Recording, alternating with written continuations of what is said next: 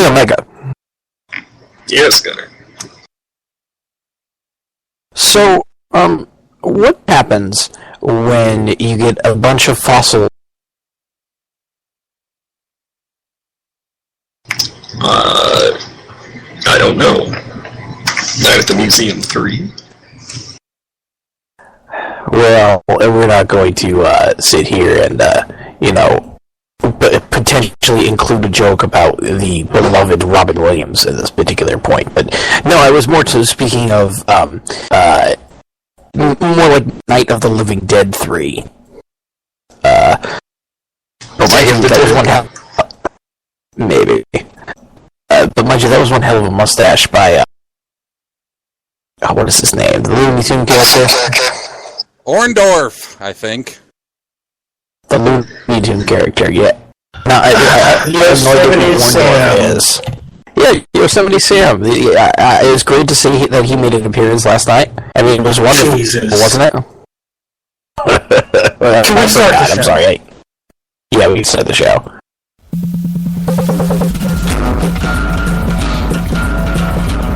Be my friend! Be my friend! Don't talk much around. Quiet down your shadow. Oh yeah! We can pro wrestling. It's no laughing matter. Bleeding to walk to smack down blue. You'll be good at laughing times if you only listen to. Whoa! Get serious. Oh! Whoa! Get serious. Oh! Whoa! Get serious. Enough! Bitch! Hello, everyone, and welcome to episode number 129 of Woo Get Serious. My name is Gunnar, and that is Omega VR. See, I thought it was Major Armstrong. Or all you people who might get that reference. Well, I don't, but this guy might. He is our technical producer, old as fuck, Yankum DDS. 3 people got that reference. And joining us this week is... Exactly, and joining us this week is our wonderful Night Jester. And to that I only have to say, good morning, WWE! Or woo, whatever. R.I.P. Williams. Indeed. Alright, let's start off with something, pretty normal, and then it would be the news. Here we go. WWE.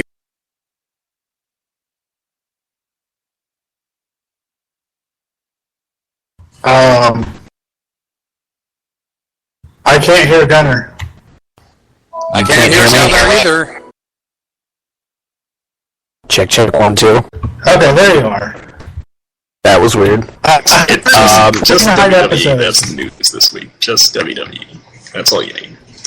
Right. Yeah, how did they screw up this week? Announced that they have 700,000 network subscribers as of June 30th, adding 161,000 but losing 128,000, which Dave Meltzer reports that having been able to cancel due to lack of funds are going through PayPal.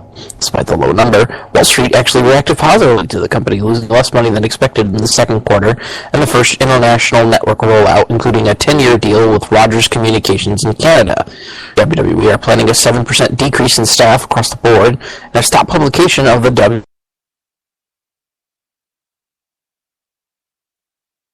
And have stopped publication of the WWE magazine. Senior creative VP Eddie Feldman has been let go, as has longtime timekeeper Mark Eaton, who had been with the company for decades. Although he was said to be a Kevin Dunn guy, and those will eventually get cut as Triple H and Stephanie gain more power, his release sent shockwaves that no one is safe when it comes to budget cuts. Mark Eaton was the guy who would always toss the beards to Steve Austin.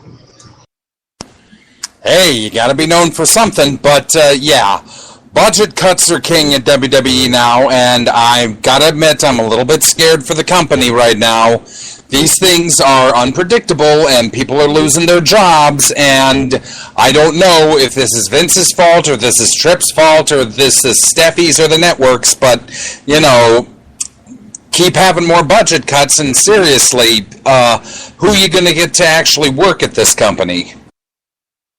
Well, it's probably a little bit of all of them, quite frankly. I don't think it's anything to panic over, but I think, you know, once they kind of won the Monday Night War and bought WCW and everything, they've enjoyed a virtual monopoly for quite some time, and that allows for a little bit of excess. And then you have this giant project in the network, which isn't going quite as well as you had hoped. I mean, 700,000, that's well below the 850,000 they were.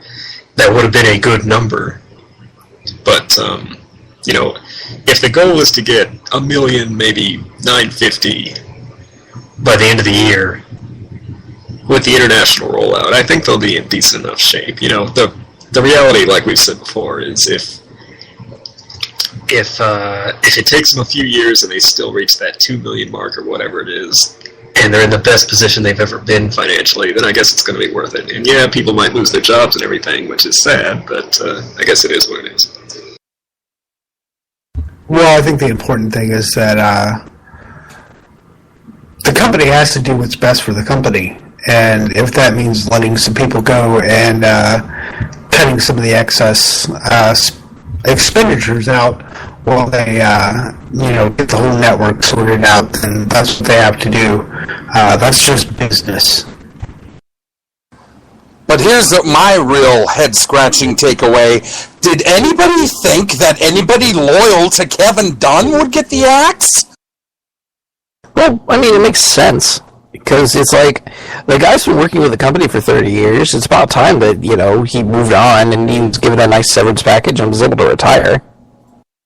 The word on the street is, or the word on the sheet is, Yes, we got it. The word is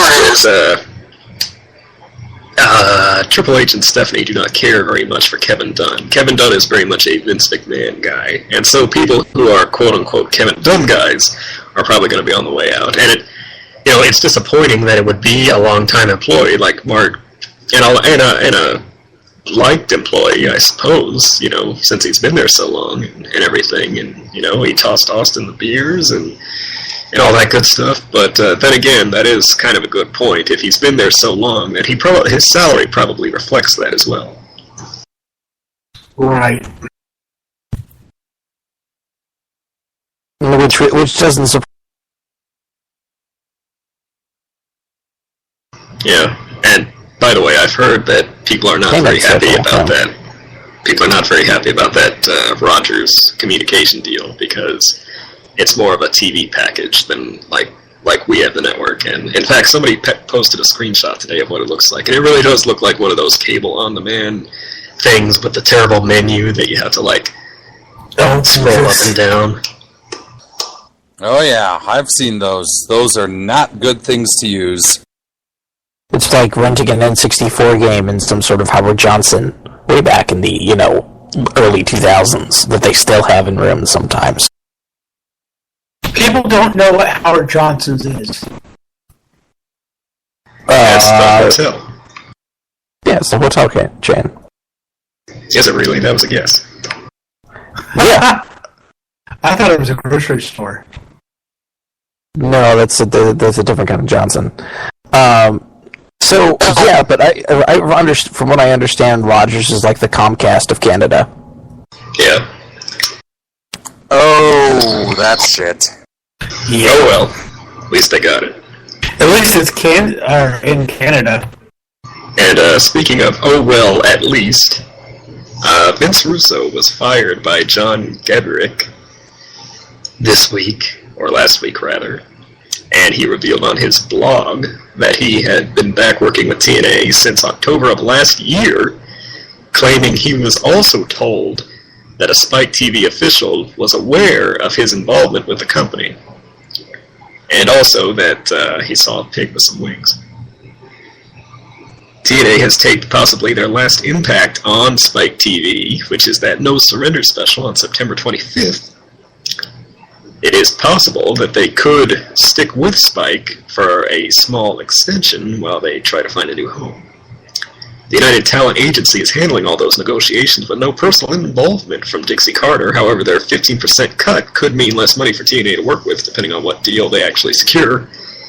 Senior Director of Live Events, Raphael Morphy, former WWE employee, and production chief engineer Jamie Sharp had given notice to the company to leave.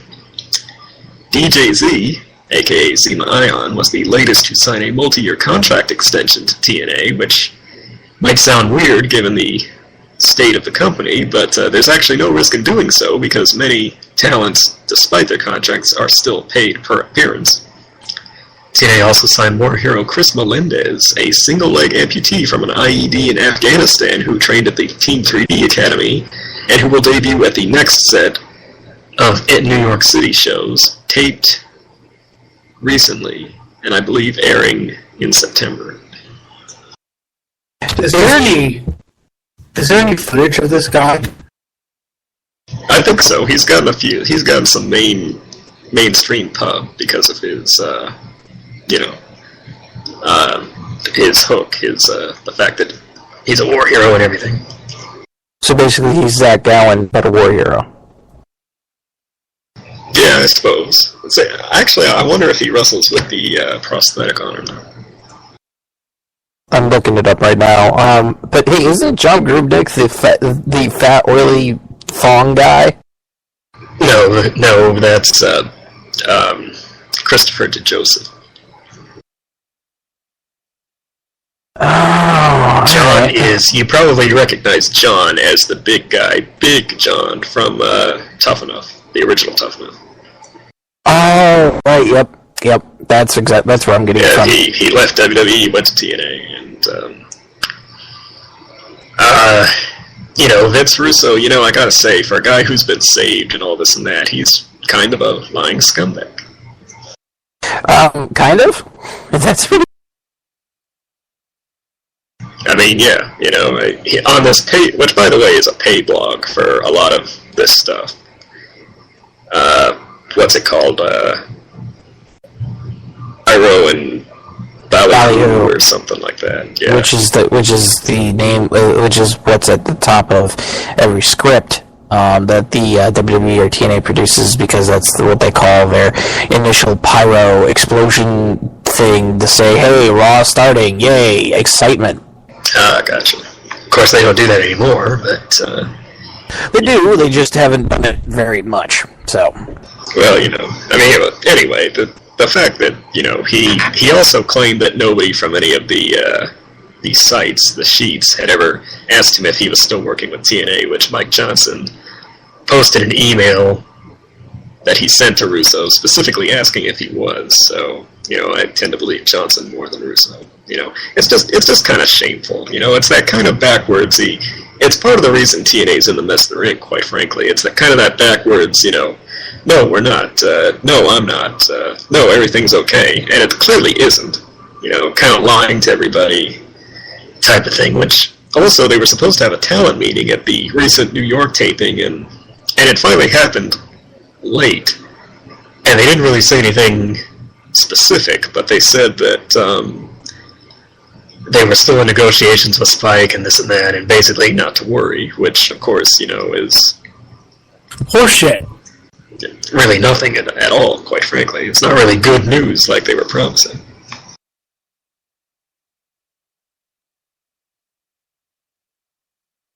I wouldn't believe anything Spike or... sorry, not Spike, but anything from TNA or Vince Russo. I mean, I wouldn't believe anything they say. Yeah. Well, the most frustrating thing about it is, even if TNA goes under, it's not like Dixie's going to be on the street. And right. So the second he got fired from TNA, he's already on his blog encouraging people to, hear his side of the story, but also pay for it and all this and that. And it's like, It's strange to see Vince Russo because basically at this point he's a carny attraction, and he's the kind of wrestling that's left over from those days in which that there is a lot of deception and a lot of corruption basically in the whole running of the backstage thing. I mean, he definitely fits into the carny attitude. He'll take your money. He'll give you something that you think is valuable, and then bait and switch you until he doesn't have to give you anything, and that's his whole gimmick. I mean, that's the whole thing. That's what he's been like ever since he left WWE the first time.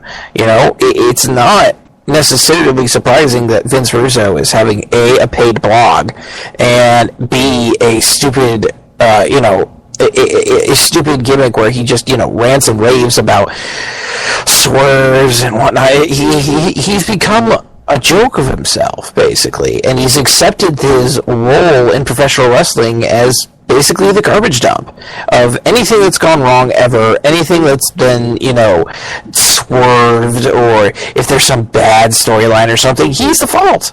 No matter what company it is. And he plays up that gimmick because, he has that mentality that Bischoff does, which is anything sells. Any publicity is good publicity. And that's just the whole thing. So you think that Vince Russo has become self-aware? Yep. Isn't that sort of like Skynet becoming self-aware than trying to kill us all? Oh, and by the way, controversy creates cash. No, it's not like Skynet, because Skynet is actually intelligent.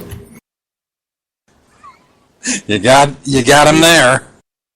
It's just the fact that he plays up the gimmick, and then he plays up the stupid people who buy into that gimmick because they want to see what's happening next. And there is a section of the wrestling audience, just as there is a section of the wrestling audience that only likes Joshi, or only likes NJPW, or only likes, their particular brand of wrestling, and they'll sit there and they will pay a premium for that kind of product. It's not the majority. It's definitely a niche, but I mean, the Vince Russo, sphere of influence, if you would, is definitely present, and he plays it up, and he's very smart. And when it comes to that, because he actually, does what he's supposed to do. But this thing with Spike TV is just ridiculous.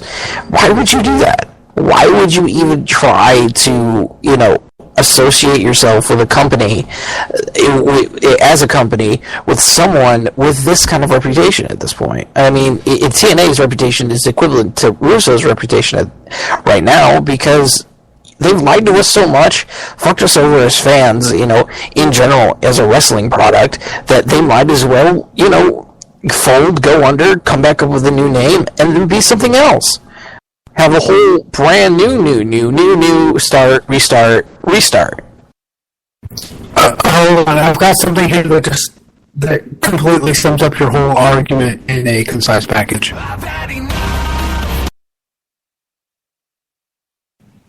Actually, you could say that about the WWE now, too, but...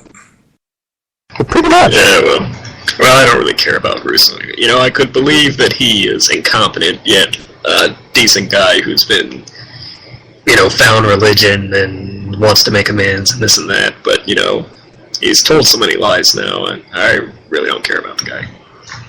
Once your business becomes based on lies, and more lies than what they should be, then you're going to see your business crumble. And that's kind of the way that TNA went. So.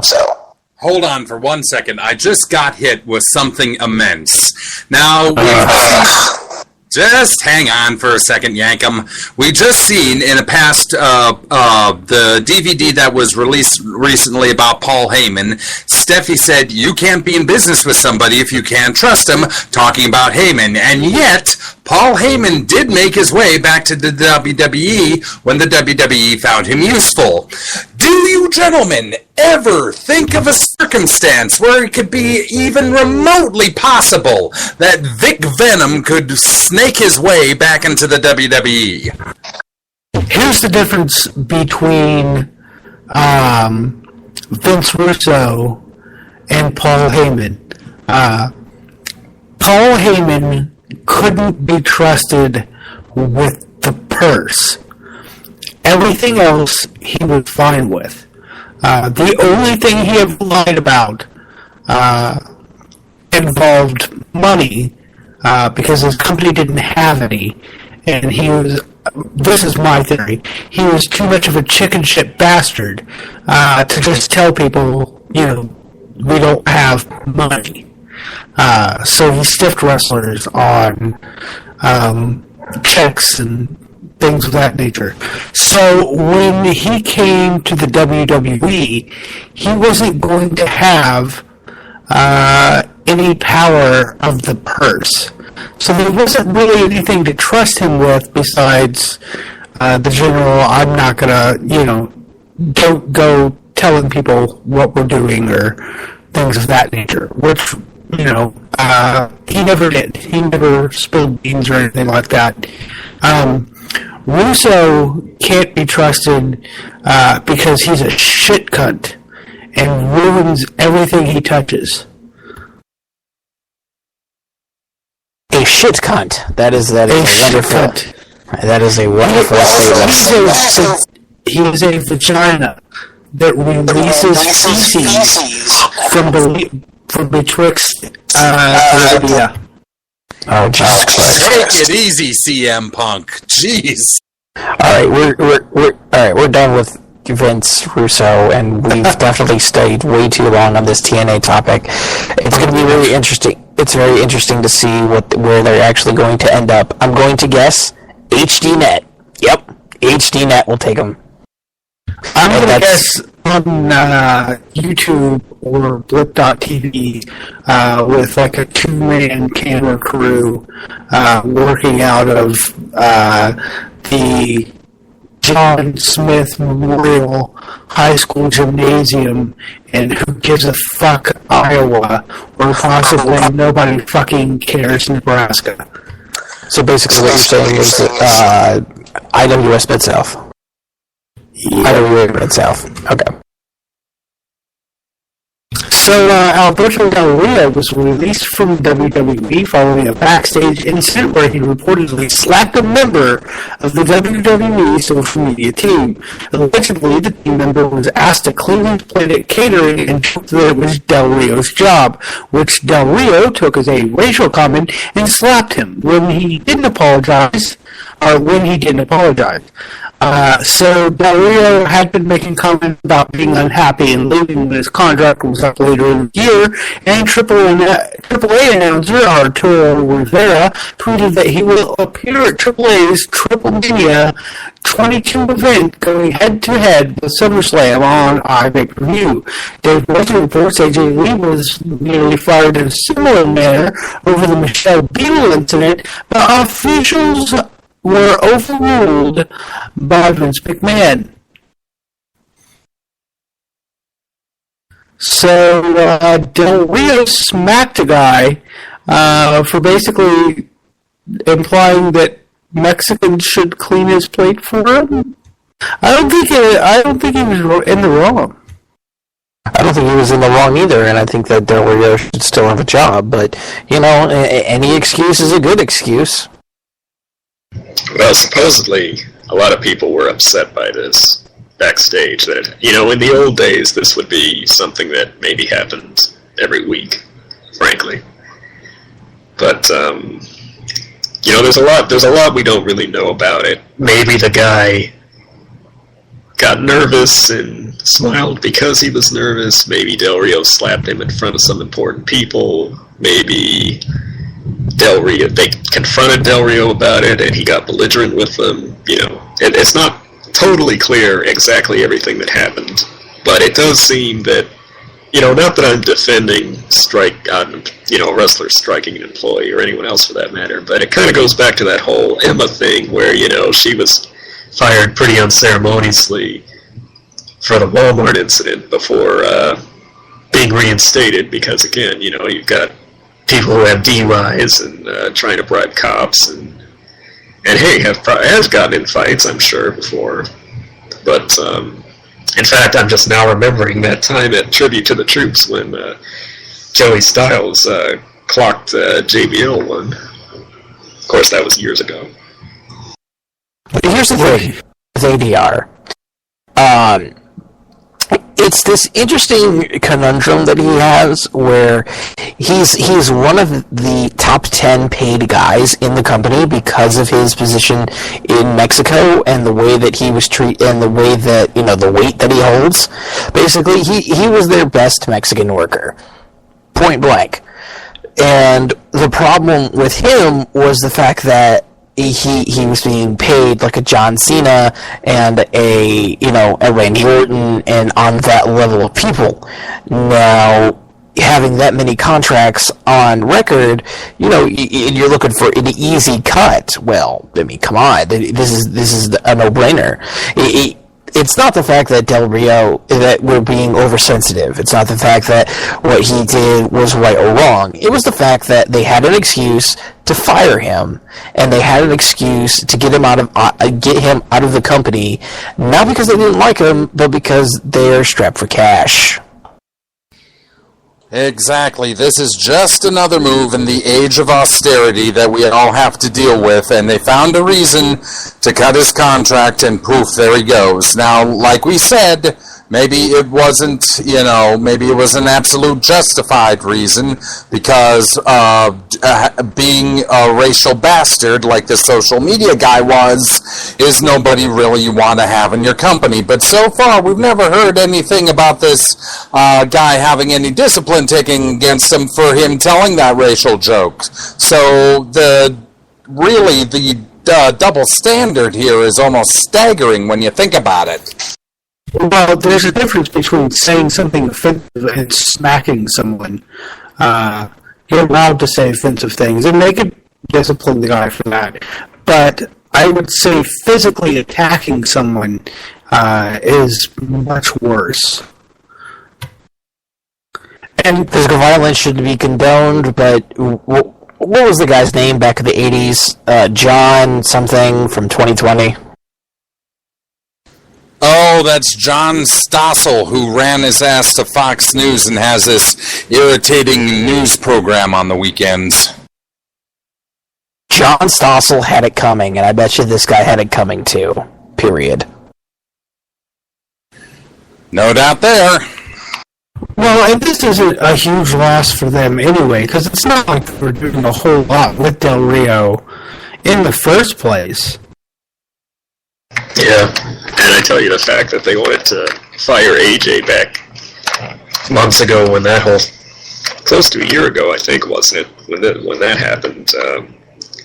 I think, AJ is kind of a big deal in the Divas division, but at the same time, she's not a total diva, and it kind of speaks to how, somebody like that, who is, most people I would say, is probably the star of the Divas division. Oh, easily. I mean, it kind of speaks to how willing they would be to, Sorry, the Divas division. Are you talking about Eva Marie? Who secured a big pinfall victory over the woman that you're claiming to be the star of the Divas division? Oh, shenanigans. There were shenanigans. What are you talking about? There were shenanigans. There were shenanigans. I saw it. They don't have to get in the ring for it to be shenanigans. Well, they were very sexy shenanigans. Your face when you will never have AJ Lee behind on top of you. Stop it. No, sir, stop it. Now, let me ask you this, Gunnar. Let's say you're going to try and kick a field goal, right? And right when you're about to kick a field goal, you happen to glance over out of the corner of your eye and see me pretending to bang a giant stuffed polar bear wearing nothing but a what was his friggin' Borat bikini thing, and you go to kick and miss. Would you call that shenanigans? No. Well, you're full of shit. I call it shenanigans. That's such shenanigans. Let's move on. Well, let's see here. Some interesting, fun news out of SmackDown. Did you know it might be going back to Thursdays? it seems that somebody took some photos of a new graphics on the production trucks, reflecting that SmackDown is on Thursdays on Sci-Fi instead of Fridays. They issued a statement claiming they are, in fact, in negotiations to do that, but someone was overzealous in adding that graphic. Obviously, this put some morale at the TNA tapings back, since they're, as we talked about before, they're negotiating with Spike. That's what they were told. The WrestleMania payouts were actually better than expected for talents who got them a week ago. Thought they were going to get screwed based on recent royalty checks, but they were better than expected. There's talk of doing more Raw and SmackDown combined tapings to help with the budget. And George Barrios revealed recently that WWE has 150,000 hours of footage, and only 40,000, however, are digitized and network ready. And how much of that 40,000 do you think are actually up on the network? Oh, I wouldn't say either half or three quarters. I wouldn't definitely say not all of it. 40,000 hours? Really? But that isn't repeat footage or things that are, in multiple, basically in whatchamacallits, compilations. I bet it's like 15%. Well, they're supposedly adding Nitro in October. And beyond that, you've got every pay-per-view, which let's say it's a 3-hour average. WrestleMania is 4 hours. I don't know how many pay-per-views that is. What, like, Going back how many years? Like 20? Yeah, like 20 times 12 in WCW and ECW. So what's 20 times 12? 240, and then you have, whatchamacallit, and then you have probably from 93 to 2001, so that's 8 years.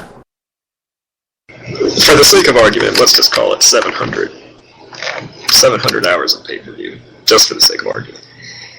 And they have 40,000 in footage, which probably includes a bunch of Raws and Nitros and everything. I mean, that's where the real bulk of it is the TV, not the pay-per-view. So if they have 700 or even 1,000 hours of pay-per-view, or even 2,000 hours, compared to 40,000, then,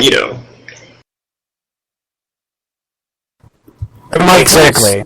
My point that I've been making since this whole thing started still stands. They're picking around, they're not putting enough of the material onto the network. I don't know what is taking them so long, especially if they've already got 40,000 hours of it digitized. Why isn't that there?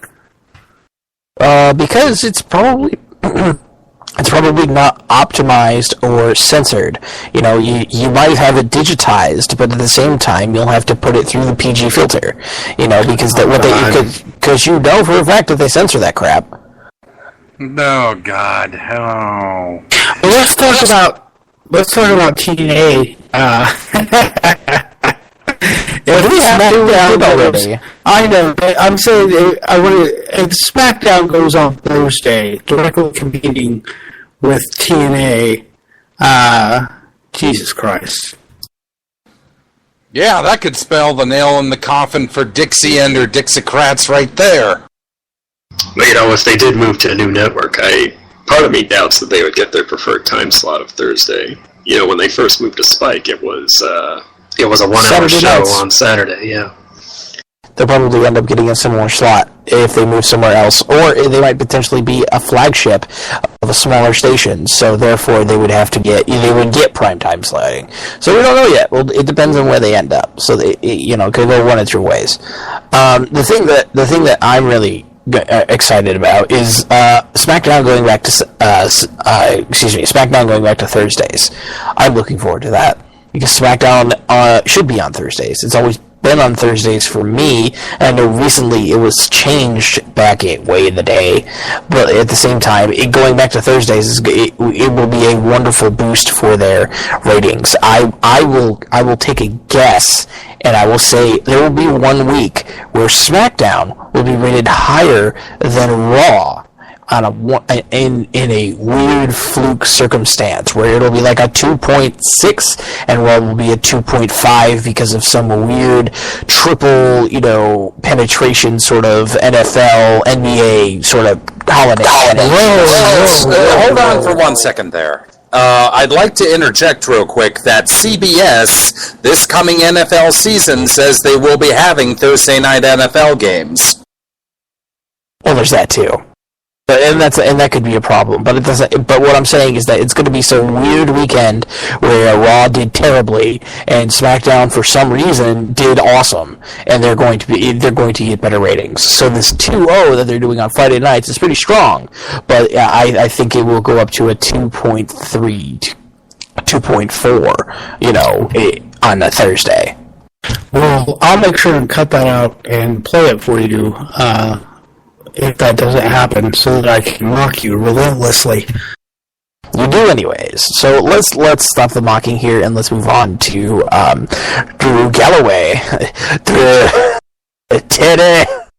Drew Galloway, also aka Drew McIntyre, defeated Chris Hero to become the new Evolve champion.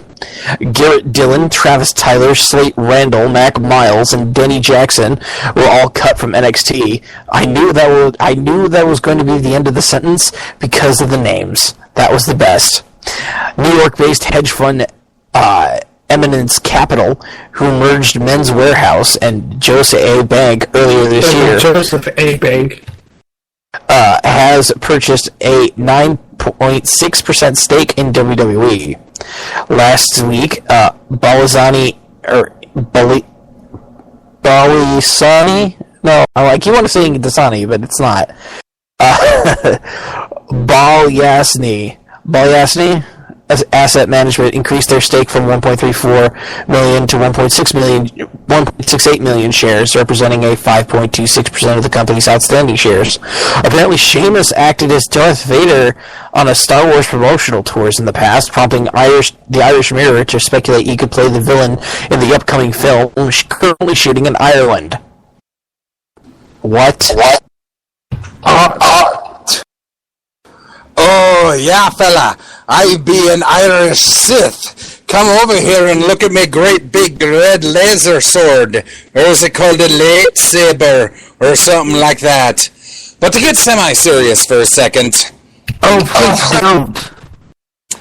The thing that scares me about this news is that venture capital bastards are getting their hooks from the WWE. What? It is 100% entirely sound to be worried about this sort of stuff and how much shit they're going to rain on the WWE. You thought the budget cuts were bad now? These MRFers get any more of the stuff in there, they're going to completely just ruin the company. Okay, let me explain to you how stock works. There's a set amount of stock. Each of those is called shares. Right now, the majority of shares is not held by the evil venture capitalist pirates. The more they have, the more influence they have. And they could get more. They could sell the company. But what they want to do is make money. That's what they're trying to do. They're buying shares because they want to make money. And they believe how they make money, don't they? They buy and sell shares. And they don't just buy and sell shares. They take over managements of companies, and when you do that, the very first thing they do as a cost-cutting measure is they cut people off at the knees, start mass firings, mass layoffs. Not only just people in the truck, but talent as well. Jester, I'm going to stop you right there, and I'm going to correct you of something. Vince McMahon and the McMahon family currently own 51% or more of this particular company. Do not, under any circumstances, believe that there could be some sort of hostile takeover of any sort unless there's somebody really, really, really, really wants to pay out the ass for the WWE. And I guarantee you that there is no one out there right now who would be stupid enough to try to purchase the WWE at this point for such what about Rupert Murdoch? Ooh, he's stupid. Oh yeah, he's. I maybe actually with the whole network thing. He'd like that. Yeah, but at the same time, it's not. No. The point is, they're not. The point is that they're not going to. The venture capitalists. What you're saying is correct in certain circumstances, but this one isn't one of them at all. They're not all like that. I wish you hadn't tried to turn my favorite podcast into Tumblr. Sure. I'm just saying, and I hope I'm wrong in a year from now. You are wrong. That Fox did 3 years from now. They did just launch that, or they're going to launch that Simpsons World Service, which shares similarities to the network. What is that? Is it like every episode of The Simpsons? Yeah. Oh, I would totally pay for that. I would pay $10 or $15 a month to have every episode of The Simpsons ever at my disposal. That is a wonderful idea. Just The Simpsons? Just The Simpsons. Even if it was just The Simpsons. Well, you know how many hours of programming that is? Let's put it this way: South Park puts up all of their episodes for free online, and you can go watch ads right now. Well, not for long. Not for long. Yeah, they made that deal with Hulu. I mean, that stupid deal with Hulu, though. But still with ads, and you get to pay for it. Because even if you pay for Hulu, you still get ads, which is why I don't do Hulu anymore. But getting back on topic, Sheamus as a Sith Lord, all of my no. And you thought Hayden Christensen annoying. Who's Hayden Christensen? The guy who played Vader in the early movies? No, that was James Earl Jones. He meets Anakin Skywalker. Yes, I'm an Anakin. Oh, I didn't think anybody knew who that fat guy in the suit at the end of Return of the Jedi was. Well, at the end of the Return of the Jedi and the new movies, in the new edits of the movies, they've edited in Hayden Christensen. You're welcome. I still don't know what you're talking about. I see. Somebody yank him over the head, please, because he's kind of stuck. We're definitely trying to forget Hayden Christensen. Next thing you know, Skyler's going to tell me they need like a new Indiana Jones movie or something. I have no idea what you're doing. The South Park episode about the new Indiana Jones movie is exactly how I feel about the new Indiana Jones movie, which I still haven't seen, by the way. Consider yourself lucky. Let's see here. So, Cindy! By the way, Drew Galloway, excuse me, not Drew Galloway, Chris Hero. Hey, bud. Looking kind of thick there, bro. We all love our burgers, but damn. Come on, dude, really? I mean, I understand that the weight is a difficult thing to deal with. I'm personally struggling with weight myself. I completely understand the position that he's in, but come on, man. This is what you do for a living. You gotta love your body at some point or another. And I understand that he has a particular aversion to the gym, and he said so on his Cole Cabana podcast or whatever it was.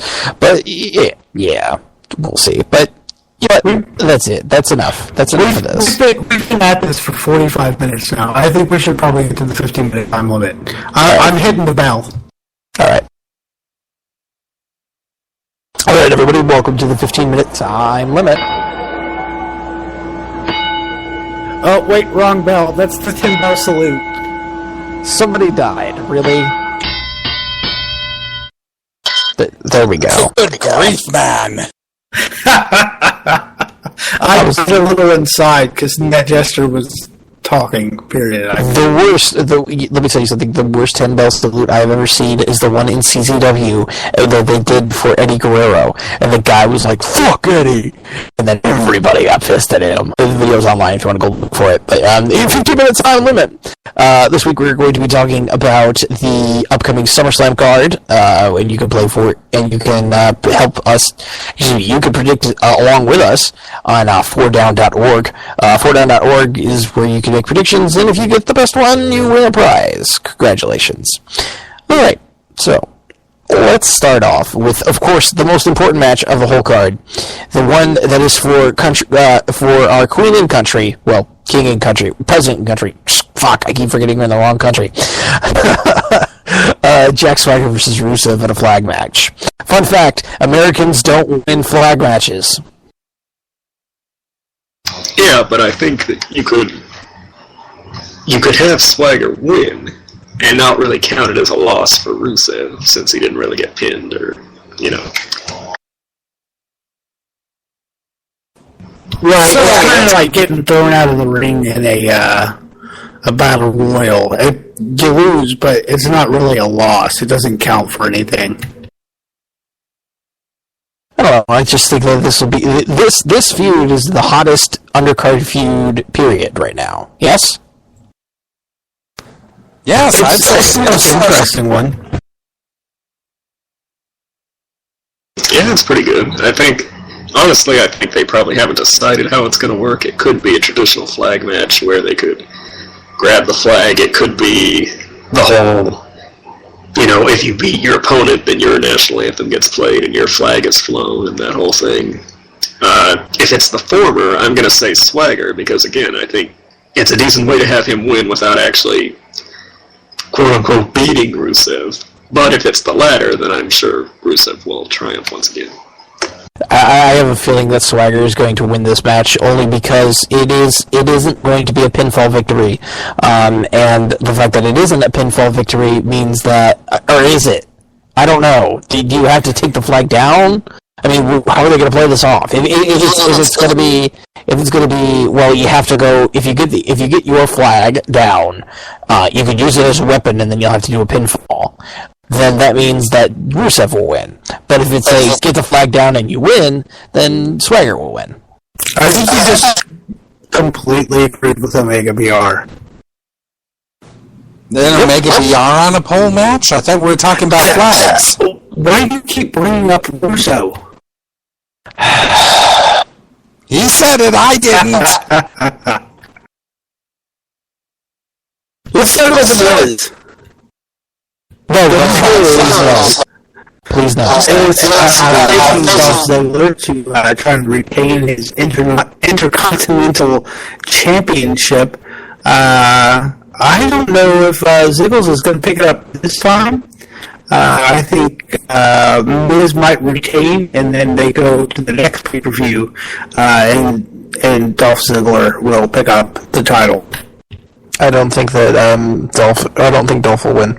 I think Dolph will win at Night of Champions. This will be Miz's time to shine, and he will get a wonderful, a nice little rub off of this, and it'll be fine for him. And I still won't understand why, but oh wait, they're in Los Angeles, so he'll do that, and then he'll go home and bang Maurice. You're welcome.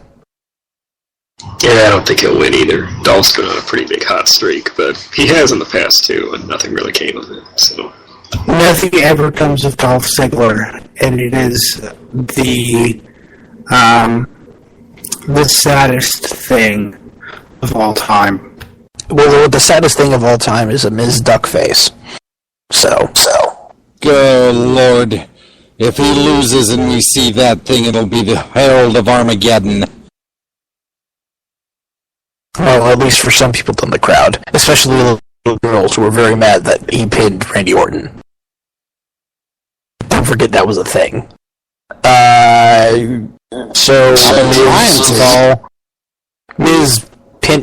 Miz submission.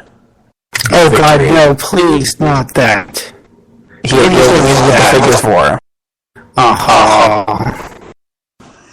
God, then you'll be impossible to live with for the next month and a half. I like The Miz. I don't know what they did to him when he came back. But I don't like him now. I like The Miz, but I don't like him. It's going to be Miz winning some kind of heel-type shenanigans, feet on the rope, using the belt to knock him out when the ref isn't looking, something like that.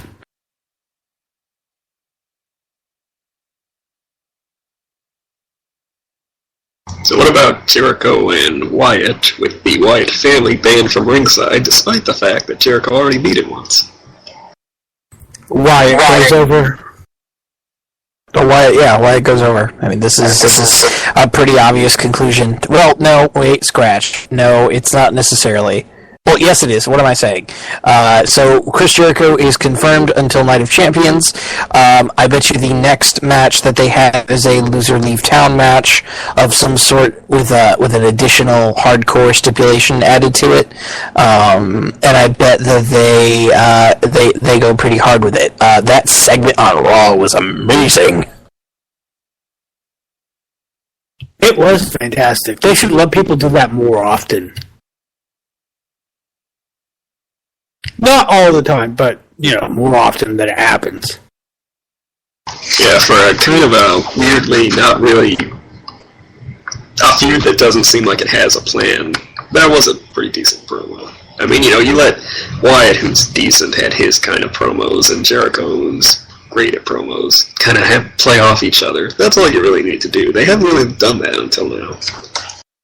Well, there's already a plan for this feud. Chris Jericho gets Bray Wyatt over. That is the plan.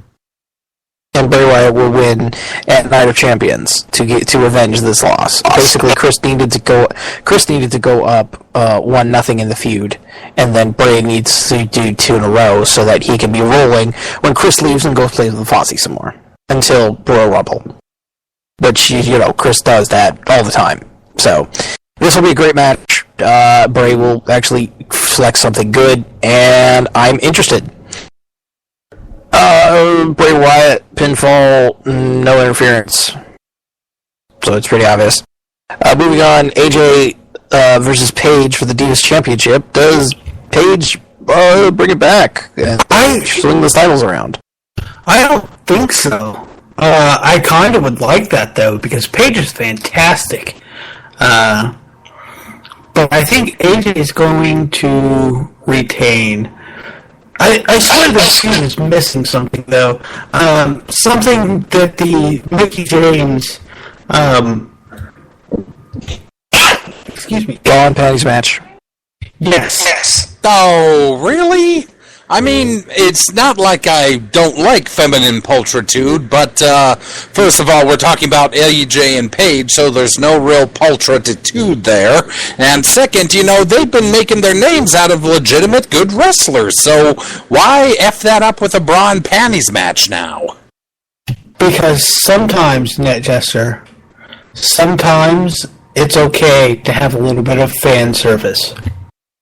You can't do it all the time. You can't do it a lot, but sometimes it's okay. I haven't really liked this feud, to be honest with you. I didn't like the whole double turn. I think it would work much better if AJ was still a heel and Paige was trying to get redemption, rather, and doing the same things that she's been doing for the most part, but kind of playing AJ at her own game, rather than becoming AJ and thereby becoming the bad guy, and now we're supposed to root for AJ, even though she's still, a whack job and everything. I think they screwed it up, personally. I think the whole thing suffers from laziness and neglect. It's not terribly surprising that they're doing what they're doing, but Paige is good. Paige is fine. Paige just needs to not do this thing where she's like, hey, I'm your bestie, and I'm going to talk to you like this, with this particular cadence because it makes me sound like I don't know what I'm talking about, and I'm struggling for my line. I need you to, because, ouch, that just hurt my head so bad. Super condescending. It never changes. I'm actually gonna go the opposite and say Paige wins, because if she's the heel and the bad guy and everything now, then AJ needs to chase her. Oh God! Please don't. Well, plus the fact that AJ already beat her at Battleground, right? So if now the fact that Paige is the bad guy, then if she wins the title now, then there's more of a, All right, we got 5 minutes left. Dean Ambrose. Excuse me, I'm sorry. Dean Ambrose versus Seth Rollins in a lumberjack match. The stipulation is the worst stipulation possible. I don't know whose idea this was, but it was a bad idea for a match. I just hope they can make a silk purse out of this sow's ear. Oh, Jesus Christ. I don't know how they can, because every single lumberjack match in the WWE is the exact same thing. The ring is surrounded with wrestlers, all the heels on one side, all the faces on the other. They throw the baby face into the heels, and the baby faces beat him up. They throw the heel into all the heels beat up the baby face. Then the heel that's wrestling gets thrown into the baby faces, and they don't hurt him. They just put him back in the ring like they're supposed to, until it all breaks down at the end, and there's a big old brawl, and then the baby face comes out victorious. So what you're saying is that Dean Ambrose will win. Is Dean the baby face though? Yeah, Dean's the baby. I don't know, because while Rollins sold out to the corporation, he's not a raving lunatic psychopath. If we had gotten the match proper at Battleground, I wouldn't mind the lumberjack thing so much, which I'm going to go ahead and go against the grain and say that the lumberjacks will fight each other and ruin the match, and therefore we have to have the match proper again at Night of Champions. I wouldn't be terribly surprised if this went to a no contest. Oh, big clusterfuck with the lumberjacks. Yep. And then Triple H coming out too. Yep. Yeah, that's going to be fun. How much more time do we got? 3 minutes. So did somebody say 3 minutes? I love that. That was 2 minutes. Get your history together. Roman Reigns versus Randy Orton. I'm calling Orton going over with shenanigans for Reigns to come back at Night of Champions. Oh no, I guess they wouldn't have a match at Night of Champions, would they? Nope, it would be Roman Reigns goes over clean with a Superman punch, and Randy Orton will try to do the RKO while he's doing the Superman punch, but Roman Reigns will be able to get him first, and that's my call. I'd kind of like to see that. Next up, we got Brie Bella versus Stephanie McMahon. I'm calling surprise stipulation. I'm gonna take a nap. Surprise stipulation. It'll be Stephanie's tits tied behind her back match. Oh, Lord. That sounds painful in more ways than one. the only real question in my mind is if Daniel Bryan will show up, which I don't think he will. I think maybe Nikki will be in Bree's corner and Bree will win, and so yeah, that's what it is. Nikki is in Bree's corner and Triple H is in Stephanie's. I would say there's probably going to be some kind of shenanigan type happenings with Triple H distracting Bree somehow so that Stephanie can get a roll up or something. And apparently both of them have been training really hard for this match, and they want it to not suck. But no matter how hard they try, it's going to be terrible. I think Bree's not that bad. But technically, that Steph delivered on Raw was actually really, really good, and Brie took it very, very well. But I have a feeling it's going to suffer one of those things that are like, well, I mean, they could have had a good match. But the chemistry was completely off, because I don't know about you, but the past 4 weeks have been utterly painful when it comes to chemistry. Like, I disagree. Steph was great last night. The premise of the segment was absolutely fucking stupid. It was incredibly stupid. Really? The night before your go-home show, and you're not going to add anything new? They did add something new. They added a mistress, and that was stupid. But Steph's acting and the way she portrayed herself, I thought it was actually fantastic. I love the fact that she says to me, Megan, the same way that Gail says to Michael. Megan.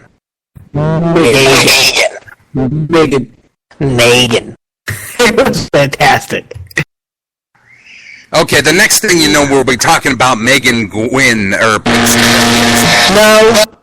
No. Isn't that time? No, we still got 1 minute. I don't care. Shut up. John Cena versus Brock Lesnar. Oh, so that's what you were trying to get away from, and good on you. Well done, Gunner, except for no. Piss. Unfortunately, we need to talk about this too. There's no way Cena doesn't overcome and bury the whole damn. No. Brock Lesnar walks away with the title. He does the same thing The Rock did. He makes a couple of appearances here and there, and then he comes back and he will lose the title at Night of Champions? No, I think he'll keep it through Night of Champions. I don't think it's going to be Cena that beat him for it. Yeah, I could see that. I could see him holding it until the Rumble. I'm going to call a Seth Rollins cash-in. Ooh, I didn't consider that. I'm going to call a Seth Rollins cash-in, and then that's how they get out of the let's book Brock for 6 months kind of thing. Because he'll beat Cena up, but Cena will still win, and it'll be the same exact match that they had in 2012. But Rollins will come in and utterly destroy Cena, and he'll be your WWE champion at the end of SummerSlam. This is what I'm saying. Yeah, unfortunately, we still have the part where Cena goes over clean. Sorry, no time. I think Brock's going to win. And then maybe they'll do a cash-in Night of Champions. Ooh, no way. They're not going to have him cash in on Brock. Well, I'm saying Brock is going to be at Night of Champions and compete at Night of Champions, and he might lose at Night of Champions, and then whoever he loses to might. Okay, I got you. All right, I'm kind of hungry. I really want a Blizzard right now. Sweet vanilla soft serve. I'm thinking the chocolate vanilla swirl, if you know what I mean. And let's go down to the Dairy Queen drive-thru. Dairy Queen drive-thru. Dairy Queen drive-thru. With the ratings, Net Jester. Okay, just 1 quick second. Hang on. Oh, wait, you're on the thing, so never mind. No, I can do this. Hang on. Okay. With the ratings, this week's Impact, heavily hyped edition of TNA Impact Wrestling, drew a 1.09 or 1.1 cable rating, up from the 1.02 cable rating from the previous week. The show averaged 1.411 million viewers, up from the 1.383 million viewers from the week prior. The show featured an angle which TNA President Dixie Carter was put through a table. For SmackDown, WWE SmackDown. Sorry, I was going to play the 10 bell salute for Dixie Carter, but... Tell me this now, why don't you? For SmackDown, WWE SmackDown last Friday, August 8th, scored a 1.89 rating, essentially even with the 1.91 rating the week before, and right at the yearly average. Now, for last Monday's Raw, WWE Raw on Monday, August 11th, scored a 3.06 rating. This was up 7% from last week's 2.86 rating, but identical to 2 weeks ago, despite a loaded lineup that included the immortal Hulk Hogan's birthday party. And the 8/11 WWE Raw drew an average of 4.30 million viewers. The first hour drew 4.08 million. The second hour drew 4.36 million viewers. And the third hour drew 4.46 million viewers. This is up from last week's show that drew 4.05 million viewers. And no, I'm not going to read that, Yankum. And with the birthdays, Yankum DDS. Just for the record, I don't even know what you're talking about. Let's see here. On the 6th, we have Dino Bravo. On the 8th, we have Sable. On the 10th, we have Amish Roadkill, Big Boss Man, Tugboat / Typhoon, and Savio Vega. On the 11th, we had Hulk Hogan. 12th, we had Dr. Wagner Jr., Dr. Wagner Jr. On the 13th, Danny Bonaducci. What the fuck? Hey, he can TNA, bro. Oh, really? That counts. Yep. Okay. Bob Backlund on the 14th, as well as Bobby Eaton, Eddie Gilbert, Kofi Kingston, and NWO Sting. Woo! Or is that ow? No difference. Right, so on the 15th we have Ruckus, Ryo Saito, Kazuo Yamazaki. On the 16th we have Dick Murdoch and Fritz Van Erich. On the 17th is Cheerleader Melissa. On the 18th, Tom Pritchard. And on the 19th, finally, Lily Garcia, Percy Watson, Chip the Jet Jablonski, and Tim Horner. Now remember, if you heard any dead people's names in our book, that's not a very nice way to put that. Let me rephrase. If there are any people who are no longer with us in the birthday list, all you have to do is message us on Facebook or Twitter, or send us an email. Message us here on Spreaker or smartshark.com. However you want to get a hold of us, tell us who the deceased persons are from the birthday list, and we just might send you a t-shirt. That's about it. And now it is time for This Week in Wrestling with Omega BR. Yes, this week in wrestling history, circa 1971, where Rip Tyler defeats Ken Lucas in the finals of a 17-man tag team match in Mobile, Alabama, to win the vacant City of Mobile heavyweight title. Jump to 1972, where the, quote, Super Bowl of Wrestling was held in Cleveland, Ohio at Municipal Stadium. Three rings were set up, side by side, often more than one match going on at a time. Attendance figures have been estimated as high as 20,000 and as low as 5,000. The NWF World Tag Team Champions, the Fargo Brothers, defeated Wahoo McDaniel and Chief White Owl. The World Women's Champion, the Fabulous Moolah, defeated Vicky Williams. And the NWF North American Champion, Johnny Powers, defeated Johnny Valentine. And in 1992, Reno Riggins defeated Brian Christopher for the USWA Southern Heavyweight title in Memphis, Tennessee, ending Christopher's 5th reign with the belt. On the same show, the Moondogs, Spot and Cujo, defeated Jerry Lawler and Jeff Jarrett for the USWA Tag Team titles, ending Lawler and Jarrett's 3rd title reign and starting the 2nd run for this version of the Moondogs. And that was This Week in Wrestling History. Happy Trails the Scott Hall, who was a complete dick and caught some flack after he reportedly refused to sign a birthday card for a 6'6" cancer patient at a con in Tucson. That sentence was really hard to say. I just wanted you all to know that. To Hulk Hogan, who said, and Happy Trails to Hulk Hogan, who said that in an interview, he was the one who ended his daughter Brooke's engagement to Cowboys offensive lineman Phil Costa, and blamed Stephanie McMahon for his Superdome Silverdome gaffe, saying she was supposed to do the intro, but her makeup wasn't ready. So basically, what you're saying is that you ended your daughter's relationship with a guy with the last name of Costa. Well, I can understand why you're trying to do that, because one, his first name is Phil, and we all know Phils are just wonderful guys, right? And then there's Costa, which the last name, it kind of explains itself, if you think about that for a second there. So say with his daughter. I don't get it. I'm sure I would, but then my head would start hurting. Are you talking about Bob Costas? No, I'm not talking about Costas. I'm talking about Costa, because it would cost a lot of money to get that divorce. I hate that. What should we watch this week in wrestling? Omega VR.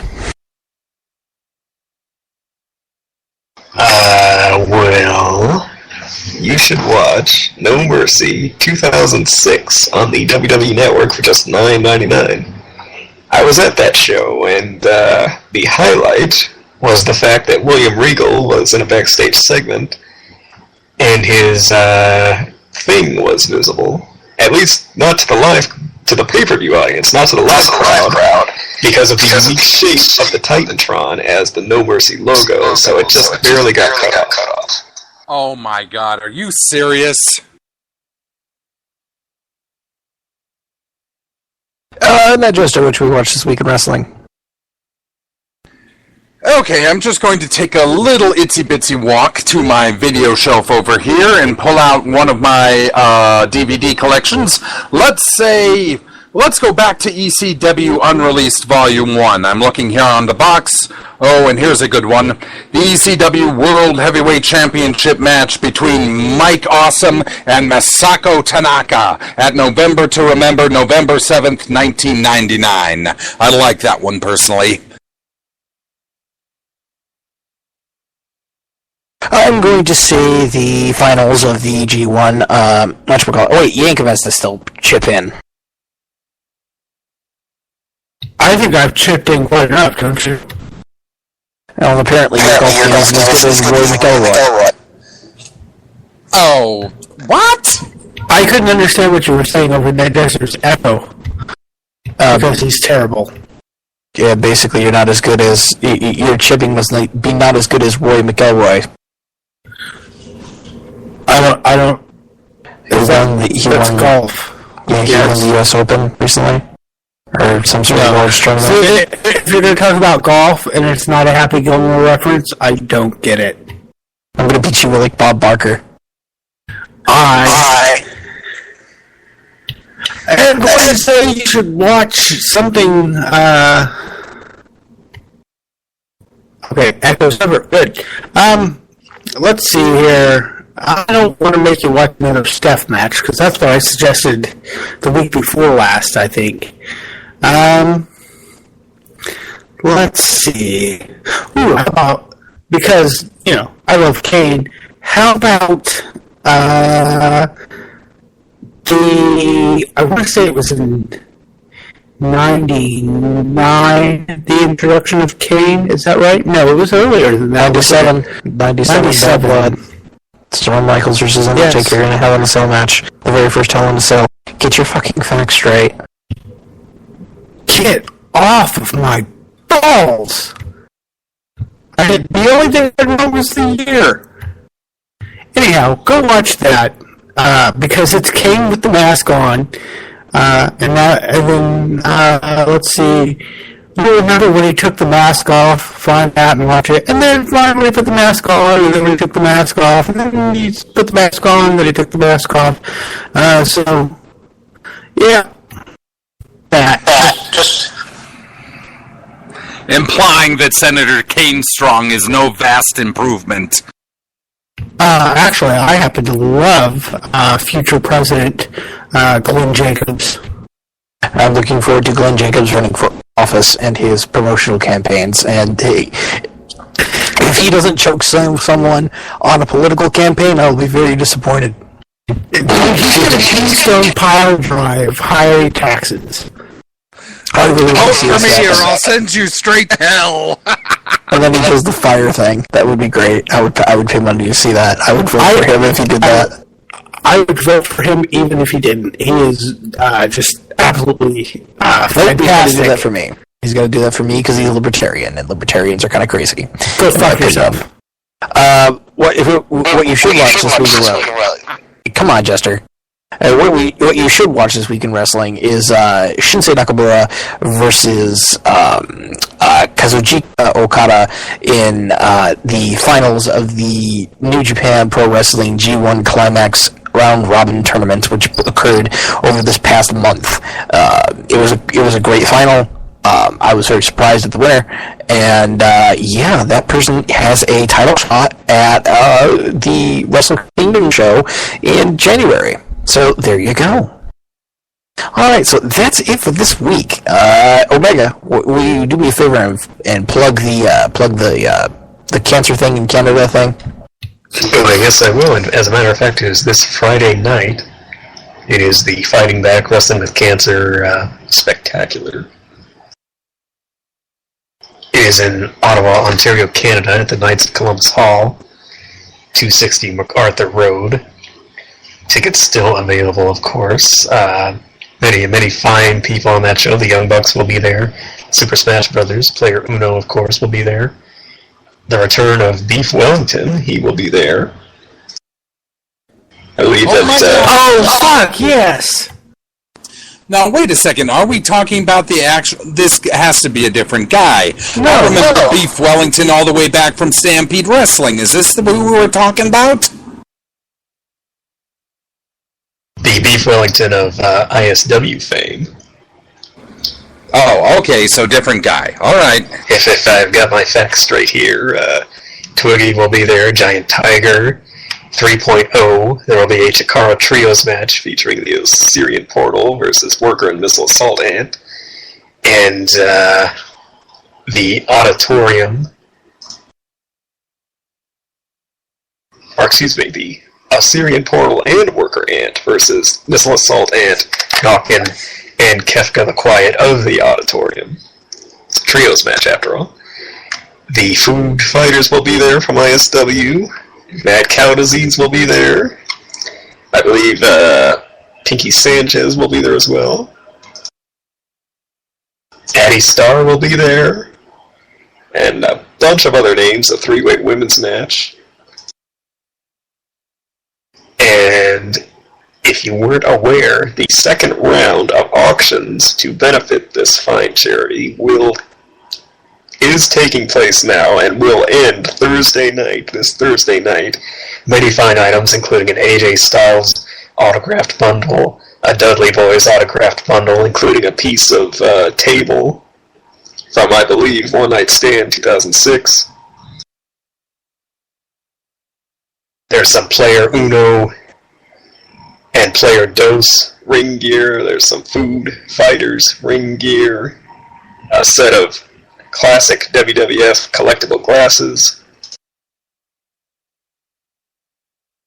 And many, many other fine items. Just go to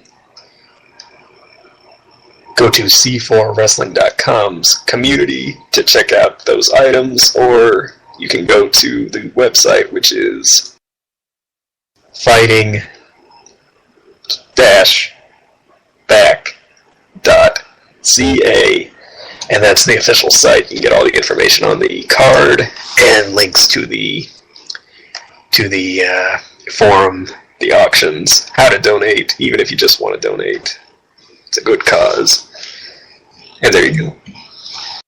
As a matter of fact, I just went and liked the page on Facebook. Fighting Back Wrestling with Cancer. It's facebook.com/fightingbackwrestling. All right, you can check that out there. All right, guys, thank you very much for listening. You can check us out at smarksnark.com.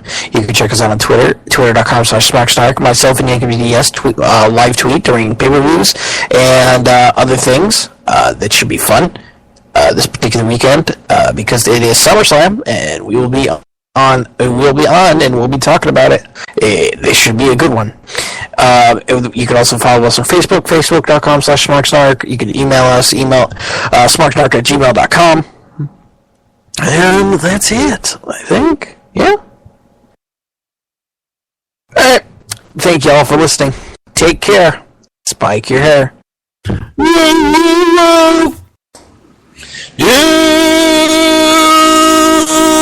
know it. Good night, Cambridge. I have seen menageries in my life. This is the biggest zoo I've ever been in. You stole that. I didn't steal anything. Fool. It was just a soundboard.